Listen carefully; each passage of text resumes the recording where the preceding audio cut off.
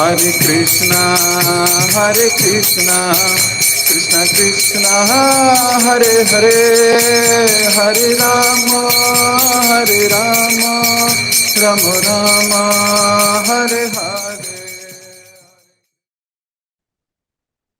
Hare Krishna. जय जय श्री चैतन्य, जय हो नित्यानंदा, जय अद्वैत चंद्र, जय गौर भक्त वृंदा। जय जय श्री चैतन्य, जय हो नित्यानंदा, जय अद्वैत चंद्र, जय गौर भक्त वृंदा। जय जय श्री चैतन्य, जय हो नित्यानंदा, जय अद्वैत चंद्र, जय गौर भक्त वृंदा। हरे कृष्ण। आप सभी भक्तों का एक बार फिर से बहुत बहुत हार्दिक स्वागत। हम पढ़ रहे हैं श्री चैतन्य भागवत और हम पहुंच गए थे भगवान नित्यानंद की बाल लीलाओं पे। डिस्कशन हुआ था कि किस प्रकार नित्यानंद प्रभु चैतन्य महाप्रभु से पहले आए और पहले आके सभी को कृष्ण भक्ति में लगाने के लिए, वो माहौल बनाने के लिए अभी बाल लीलाएं कर रहे हैं। किस प्रकार बाल्य अवस्था में ही भगवान की लीलाओं को उजागर कर रहे हैं। इनके खेल भी नॉर्मल बच्चों की भांति नहीं है। इनके खेल में भी भगवान का स्मरण, भगवान की कथा का श्रवण, भगवान की कथाओं को उजागर करने वाले खेल हैं। कभी कुछ बन जाते हैं तो कभी कुछ, कभी किसी बालक को पूतना बना देते हैं, कभी किसी को अघासुर, कभी किसी को बकासुर, और सारी लीलाओं का विमोचन करते हैं। आसपास वाले सब स्तब्ध रह जाते हैं कि इतना छोटा सा बालक, इसको इन सारी कथाओं का कहां से ज्ञान, कहां से बोध हुआ, ये सारी कृष्ण की लीलाएं कैसे सुन लेता है, पढ़ लेता है, एक्टिंग कर लेता है। तो सब लोग विस्मयचित हो इस बालक की ओर देखते हैं। And that's it. तो आज हम यहीं से आगे पढ़ेंगे, मंगलाचरण करके इसको पाठ करेंगे। ओम अज्ञानतिमिरान्धस्य ज्ञानाञ्जनशलाकया चक्षुरुन्मीलितं येन तस्मै श्रीगुरुवे नमः। श्रीचैतन्यमनोभीष्टं स्थापितं येन भूतले स्वयं रूप कदा मह्यं ददाति स्वपदान्तिकम्। वन्देऽहं श्रीगुरु श्रीयुतपदकमलं श्रीगुरुन् वैष्णवांश्च श्रीरूपं साग्रजातं सगण रघुनाथान्वितं तं सजीवं सावधैतं सावधूतं परिजनसहितं कृष्ण चैतन्य देवं श्री राधा कृष्ण पादान सगण ललिता श्री विशाखान्वितांश्च। हे कृष्ण करुणा सिंधु दीनबंधु जगतपते गोपेश गोपिका कांता श्री राधा कांता नमोस्तुते। तप्त कांचन गौरांगी राधे वृंदावनेश्वरी वृषभानुसुते देवी प्रणमामि हरिप्रिये। वाञ्छाकल्पतरुभ्यश्च कृपा सिन्धुभ्य एव च पतितानां पावनेभ्यो वैष्णवेभ्यो नमो नमः। जय श्री कृष्ण चैतन्य प्रभु नित्यानंद श्री अद्वैत गदाधर श्रीवासदि गौर भक्त वृंद। हरे कृष्ण कृष्ण कृष्ण हरे हरे, हरे राम राम राम हरे हरे। हरे कृष्ण। एक बार फिर आप सभी भक्तों का स्वागत।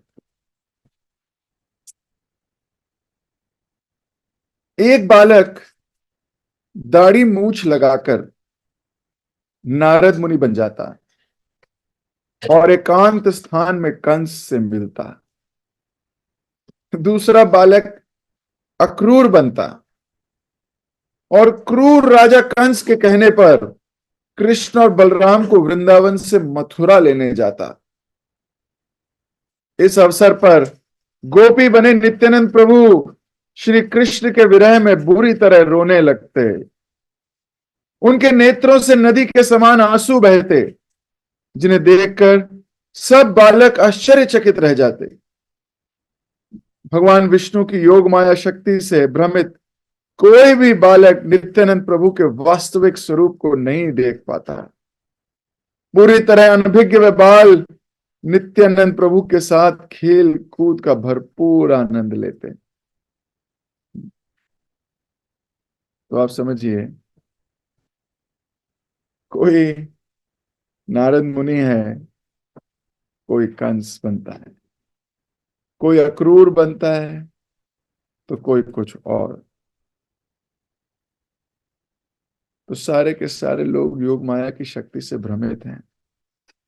वो पहचान नहीं पा रहे कि ये नित्यानंद प्रभु वास्तविकता में हैं कौन। सब इनको बालक समझकर इनके साथ सिर्फ खेल रहे हैं। खेल खेल में नित्यानंद प्रभु ने मथुरा नगरी का निर्माण किया और अपने मित्रों के साथ वहां भ्रमण करने लगे। एक बालक फूल बेचने वाला माली बन गया और एक बालक कुब्जा बन गया। तब नित्यानंद ने एक धनुष बनाया, उसकी प्रत्यंचा चढ़ाई और उसे तोड़ डाला। कृष्ण का अभिनय करते हुए नित्यानंद ने मदमस्त हाथी, कोयल पीड़ और चाणूर एवं मुष्टिक का वध कर दिया। कंस बने अपने मित्र को देख नित्यानंद ने उसे बालों से पकड़कर नीचे घसीटा और उसकी छाती पर चढ़कर उसे मारने का नाटक किया। यह देखकर सब बालक हर्षोल्लास में नाचने लगे और नाटक देखने वाले अन्य सभी लोग इसकी भूरी प्रशंसा करने लगे। एक दिन नित्यानंद प्रभु वामन देव बने और अपने एक मित्र को बलि महाराज बनाया। एक बालक बूढ़े व्यक्ति के वस्त्र पहनकर शुक्राचार्य बन गया। बलि पर क्रोधित होते हुए शुक्राचार्य उसे वामन देव को 3 पग भूमि देने से रोकने का प्रयास करने लगे, परंतु फिर भी बलि महाराज ने वामन देव को मनवांछित दान दिया और भगवान ने प्रसन्न होकर राजा के सर पर अपना चरण कमल रख दिया। तो नित्यानंद प्रभु ये सब लीलाएं कर रहे हैं, जी रहे हैं दोबारा जो कुछ किया है पास्ट में। कृष्ण के साथ कदम से कदम मिलाकर भगवान के साथ सेवा मूड में उनकी इच्छा पूर्ति करने के लिए बलराम के रूप में जब प्रकट हुए थे, तो सारी लीलाओं में एक अद्भुत सपोर्ट, एक अद्भुत रस इन्होंने भर दिया था। हर लीला में भगवान की स्तुति गान हो, इसका उद्देश्य लेकर आता है एक वैष्णव।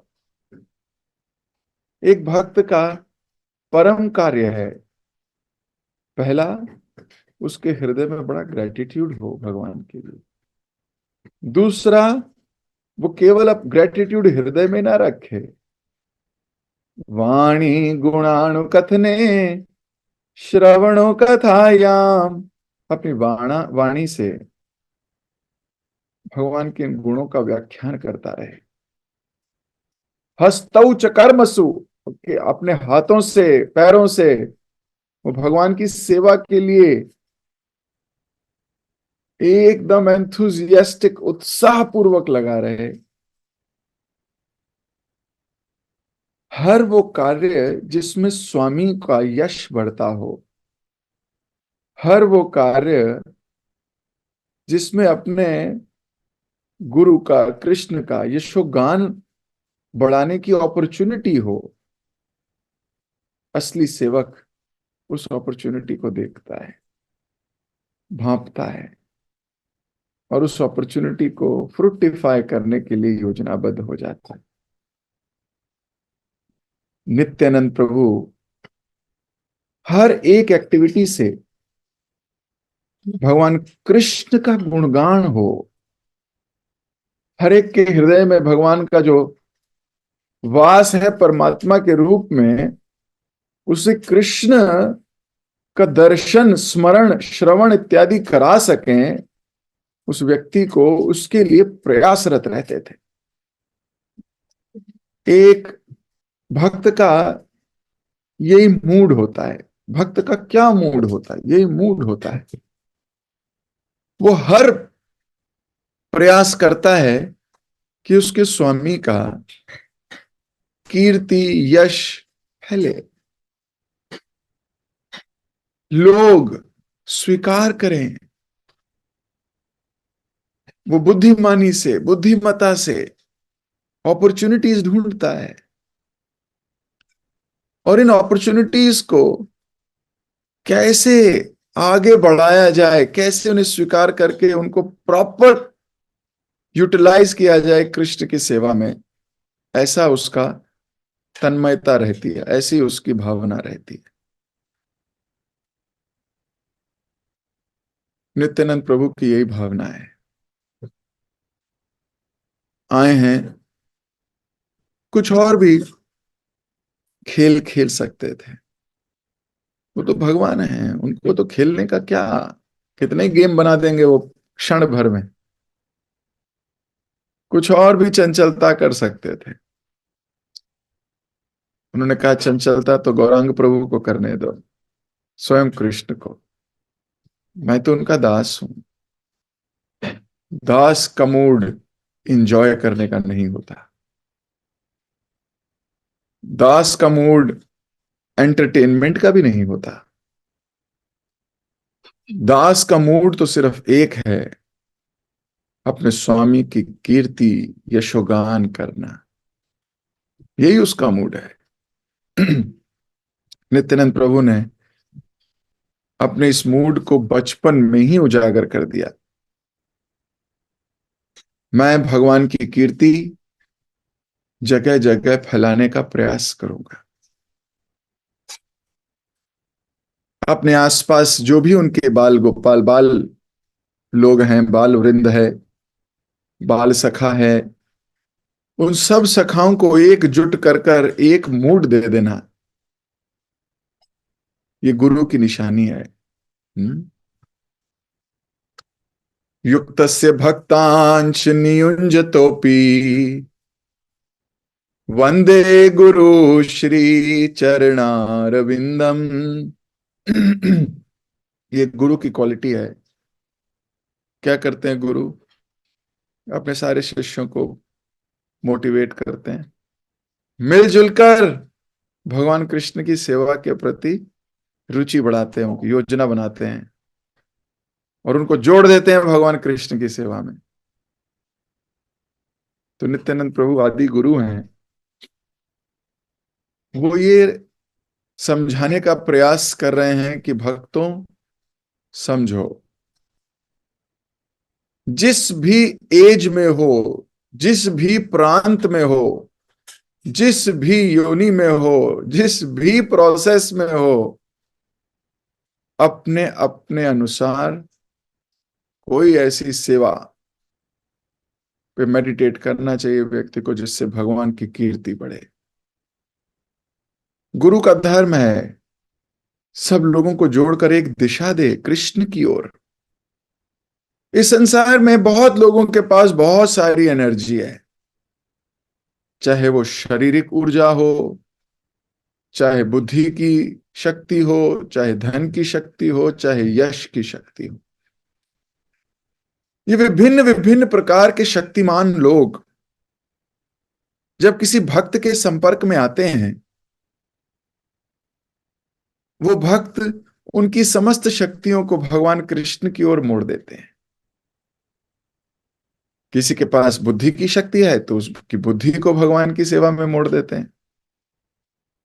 कोई धनाढ्य है तो उसके धन को कृष्ण की ओर मोड़ने का प्रयास करते हैं।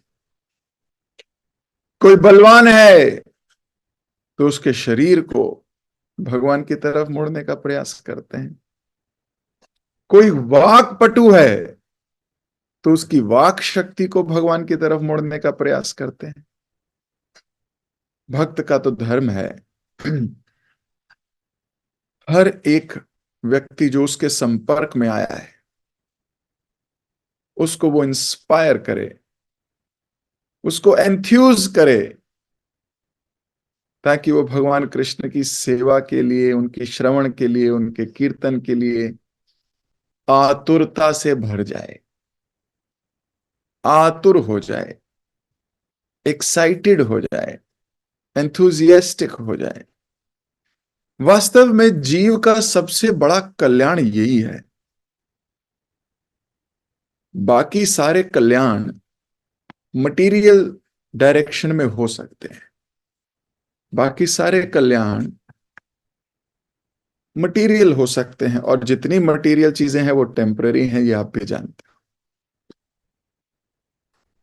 सत्यलोक तक टेम्पररी है, ब्रह्मा जी का लोक भी टेम्पररी है, तो इस लोक का क्या कहा जाए? और इस लोक की वस्तुओं के विषय में क्या कहा जाए? जब लोक ही टेम्पररी है तो वस्तुएं तो उससे भी ज्यादा टेम्पररी है। मनुष्य इस संसार की चकाचौंध से विचलित होकर टेम्पररी को ही परमानेंट समझ लेता है। ये उसकी भूल है। टेम्पररी चीज को ही परमानेंट समझकर वो अपना जीवन व्यतीत करने का प्रयास करने लगता है।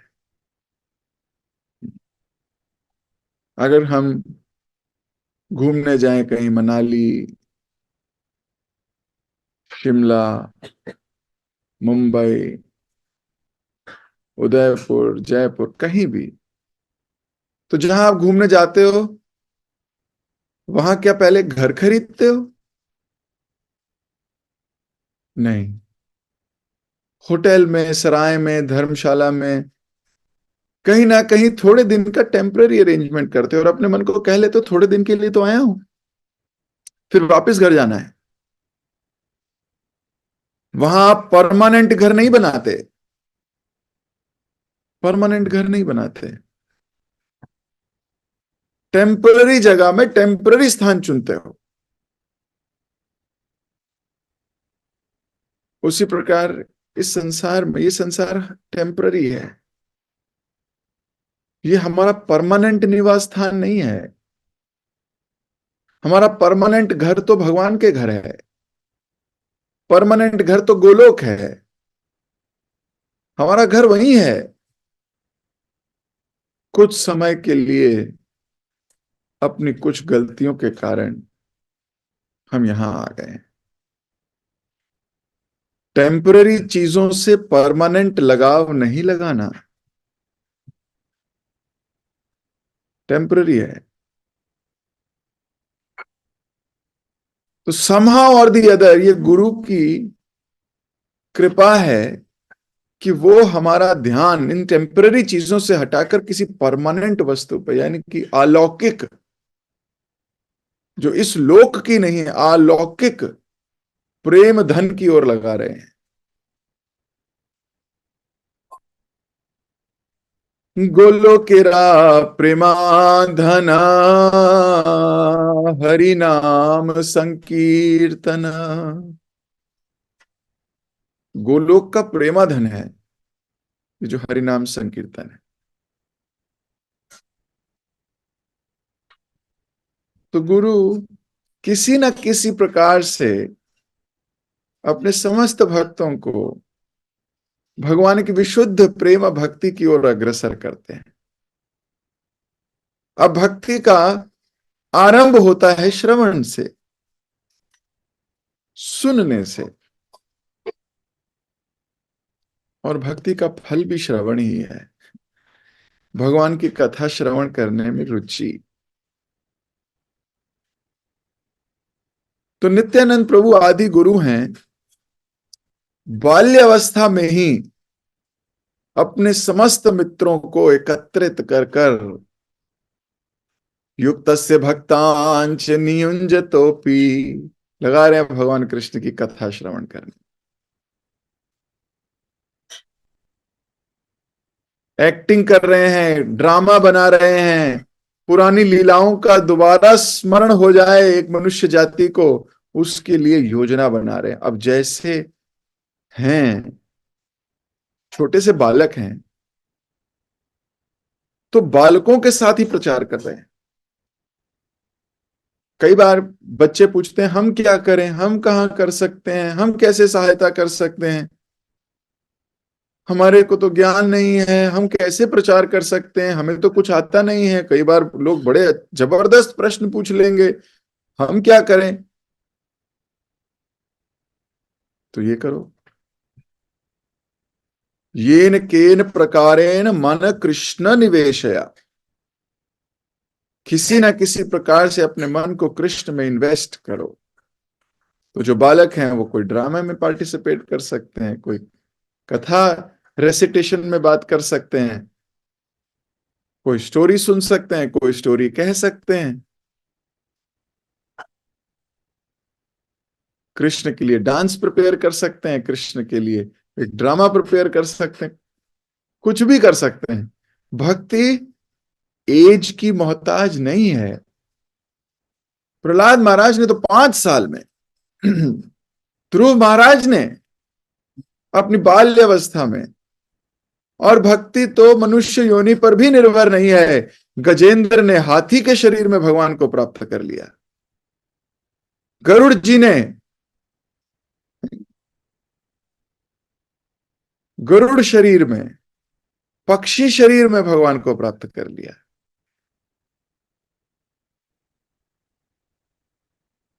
तो ये तो मनुष्य शरीर की भी मोहताज नहीं है। भक्ति इतनी दिव्य है। प्रॉब्लम है हमारी अपनी कंडीशनिंग, हमारा अपना आलस, हमारी अपनी सोच। इस संसार के लिए हम पक्के बने रहते हैं और आध्यात्मिकता के लिए कच्चे।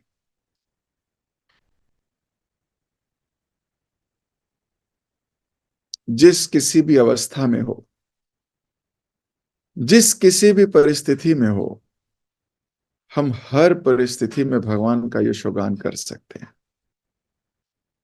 हर परिस्थिति में।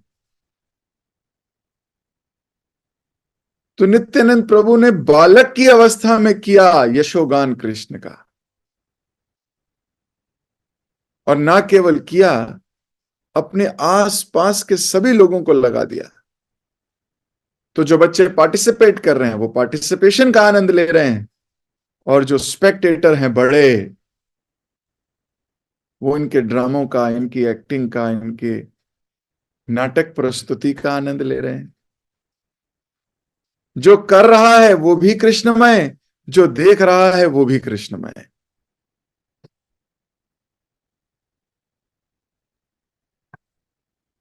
तो ये बाल्य अवस्था में ये उन्होंने प्रस्तुत कर दिया कि मैं आगे जाके क्या करने वाला हूं। जो व्यक्ति मिशन पे होता है, मिशन, उसकी हर एक्टिविटी से उसके मिशन के प्रति जागृता का अनुभव होता है, हर एक्टिविटी से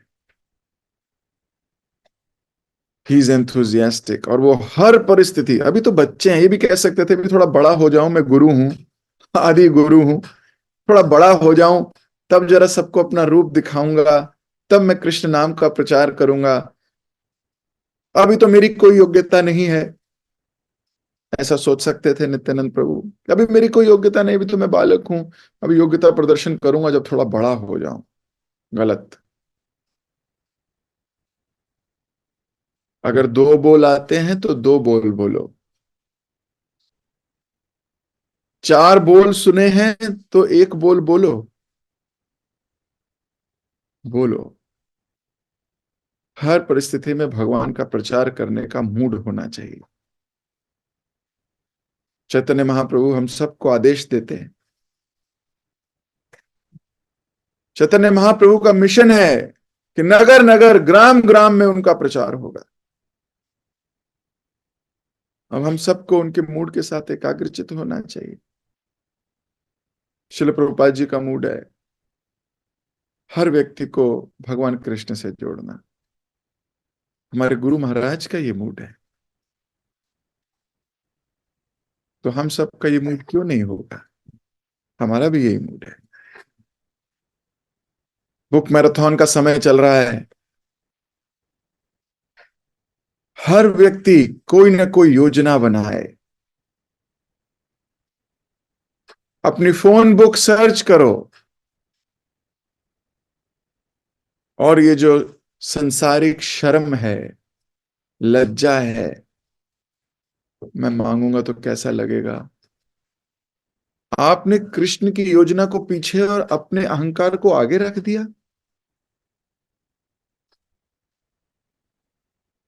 भगवान की योजना कोई और पूरा कर देगा, मैं नहीं कर पाऊंगा, मेरे को तो लज्जा आती, मैं कैसे बोलूं उसको। आपने लज्जा को आगे रखा। एक भक्त का उद्देश्य है उसे खुद कैसा भी लगे भगवान का यशोगान होना चाहिए। यही प्रोसेस है।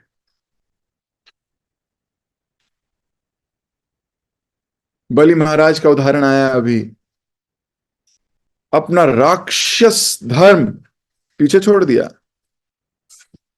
और बोले भगवान की सेवा का जो मौका मिला है उसी को स्वीकार करना चाहिए, उसी को स्वीकार करूंगा।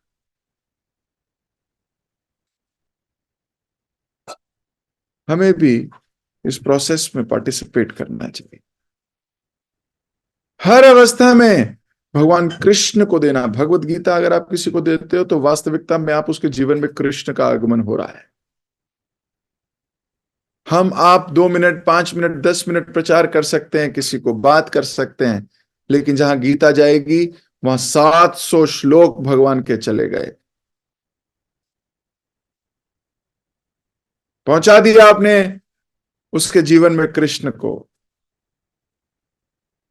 ये योजना बनाओ और ये हर कोई व्यक्ति कर सकता है। हर कोई व्यक्ति कर सकता है, हर बालक कर सकता है। प्रभुपाद जी की कृपा से हमारे को मूवमेंट में सब सब कुछ मिला है। कुछ इन्वेंट करने की आवश्यकता ही नहीं है।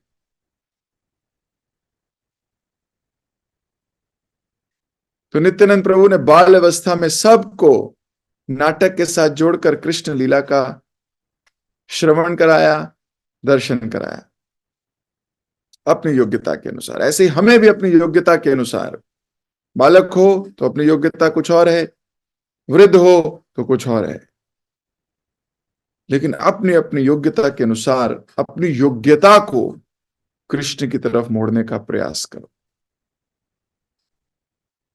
यही नित्यानंद प्रभु यहां सिखाना चाह रहे हैं। अपनी इनएडिक्वेसी का बहाना मत दो। कोई अपने आप को बहाना मत दो, मैं अभी कर नहीं सकता, मैं तो अभी मेरे पास पैसे नहीं है, मेरे पास अभी मूड नहीं है, अब मैं कैसे जाऊं, मेरे को तो कुछ बोलना भी नहीं आता, मैं क्या बोलूंगा किसी के पास जाके, मेरे को ये नहीं आता, मेरे को ये, कोई बहाने मत दो अपने आप को। जिसको कुछ नहीं आता वो इतना तो कह सकता है कि क्लास में आया करो भागवतम की, जिह्वा मिली है, इतना कह सकते हैं। भक्तों के संपर्क में आओ, इतना कह सकते हैं। बहुत आनंद आ रहा है, इतना कह सकते हैं। हर व्यक्ति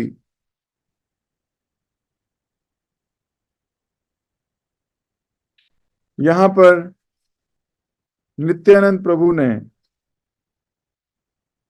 सबको कृष्ण लीला दर्शन कराए। एक दिन नित्यानंद प्रभु श्री राम बने और लंका तक जाने के लिए समुद्र पर सेतु बनाया। बाकी सब बालक वानर बन गए और जोर जोर से जय रघुनाथ जय रघुनाथ चिल्लाने लगे।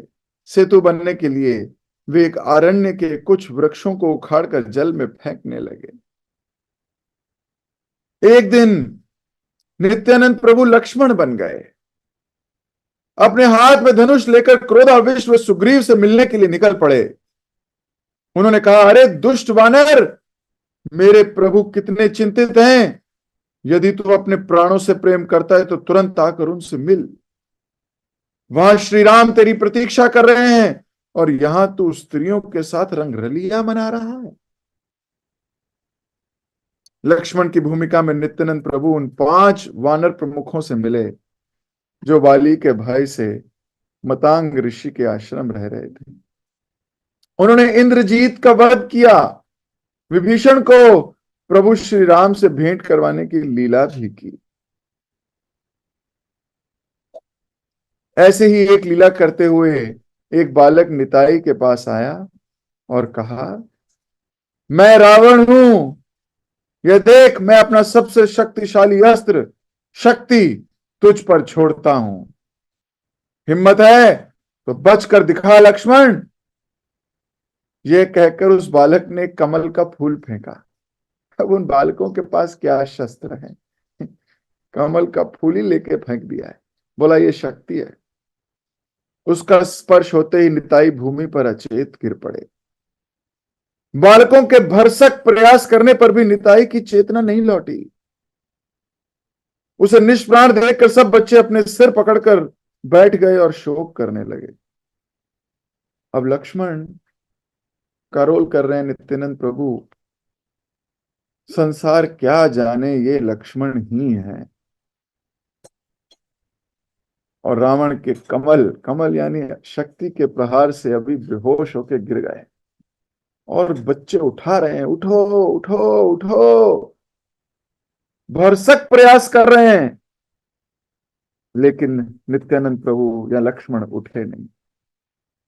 निताई की मां और पिताजी तुरंत दौड़कर घटना स्थल पर पहुंचे और अपने प्यारे पुत्र को प्राण शून्य देखकर वे भी मूर्छित होकर गिर गए।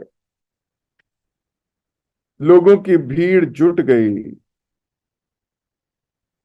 सब पूछने लगे तो बच्चों ने सारी कहानी कह सुनाई,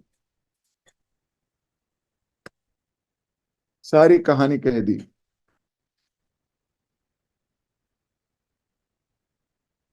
तो आगे की कहानी हम कहेंगे कल। क्या नित्यानंद प्रभु उठ पाएंगे मूर्छित अवस्था से, या इसके पीछे उनकी कोई और गंभीर लीला का रहस्य है? इसका उन्मोदन करेंगे कल। जगत गुरु श्रील प्रभुपाद की जय। श्री चैतन्य भागवत की जय। श्रील वृंदावन दास ठाकुर की, आप सभी भक्तों की जय। हरे कृष्ण।